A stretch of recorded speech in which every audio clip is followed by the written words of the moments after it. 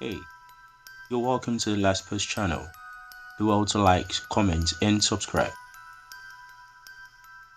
It started as a scheduled custody visit, but what happened next would turn a quiet Washington Valley into the scene of the most heartbreaking manhunt the region had ever seen. On the evening of May 30th, 2025, 32-year-old Army veteran Travis Decker picked up his three young daughters, Peyton 9, Evelyn 8, and Olivia 5, from their mother's home in Wenatchee for a court-approved visit. He promised to return them by 8 p.m., but when the deadline passed, no one could have anticipated how deeply the night would spiral into tragedy.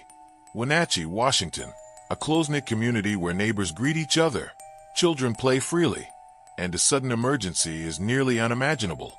That's the world the Decker family inhabited until everything changed. Travis Decker was once viewed as an enthusiastic girl dad. Neighbors recall him bringing the girls camping in the Cascades and remaining involved in their activities even after divorce. But beneath that devoted exterior, troubling signs were emerging. His ex-wife, Whitney, and her attorney, Ariana Cozart, described Travis's struggle with PTSD and borderline personality disorder, compounded after leaving active military service and joining the National Guard in 2021.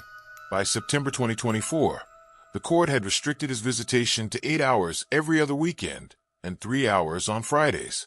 The decision was prompted by concerns over emotional instability, erratic behavior, and no overnight visits allowed.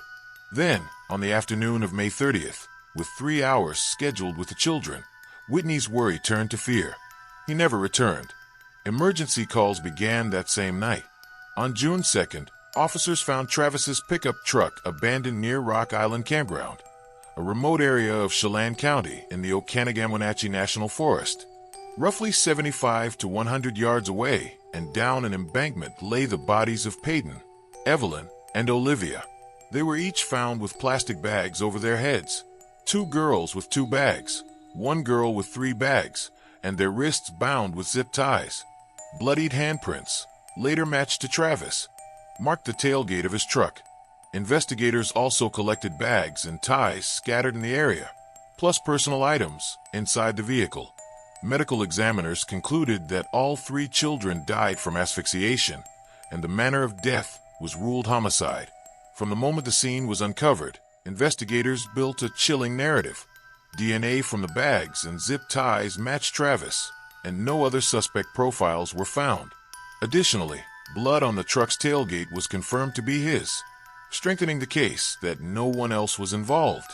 Authorities launched a multi-agency manhunt involving local, state, and federal law enforcement, including the FBI, Homeland Security, U.S. Marshals, drones, cadaver dogs, swift water rescue teams, and aerial units. Multiple sightings across Washington and Idaho were investigated, including one near the Pacific Crest Trail and another in Sawtooth National Forest. All were unconfirmed. In a tense dashcam recording dated May 27th, just 3 days prior to the tragedy, Travis is seen in a fender bender, appearing nervous and fidgety, urging the other driver not to call police. In response to a tip in June, a flyer was updated depicting possible changes in Travis's appearance, an effort to stoke public vigilance. By late July, officials reluctantly scaled back search operations due to dwindling leads. However, a former FBI agent suggested this shift might be strategic to tempt Travis out of hiding. To date, now nearly 3 months later, Travis Decker remains at large. The U.S. Marshals are urging anyone with information to come forward. A $20,000 reward has been posted. Travis Decker has been formally charged with 3 counts of first-degree murder and 1 count of kidnapping. As of now, no trial has taken place. He remains a fugitive. The case sparked intense criticism over law enforcement's failure to issue an Amber Alert, with many stating the system failed to protect the children when they were most vulnerable. A GoFundMe established for Whitney Decker has raised over $1.2 million, illustrating the community's grief and support. Mental health advocates argue this tragedy underscores systemic failures in identifying and supporting veterans struggling with PTSD and personality disorders, issues that legal and family systems often fail to address in time. 3 little girls, Peyton, Evelyn, and Olivia, Their lives should have been a future, but that future was stolen without warning. This case forces us to confront painful questions. How deeply can mental health struggles remain hidden? How can we better protect children when the system falls short? And how visible do we become to ourselves only after tragedy strikes? For the Decker sisters, justice has not yet been served. Their story reminds us that safety, like innocence, can vanish in a heartbeat, and that we must remain vigilant in both policy and compassion. If this story moved you, please consider subscribing or supporting mental health and child safety resources. Let the memory of Peyton, Evelyn, and Olivia shine a light forward.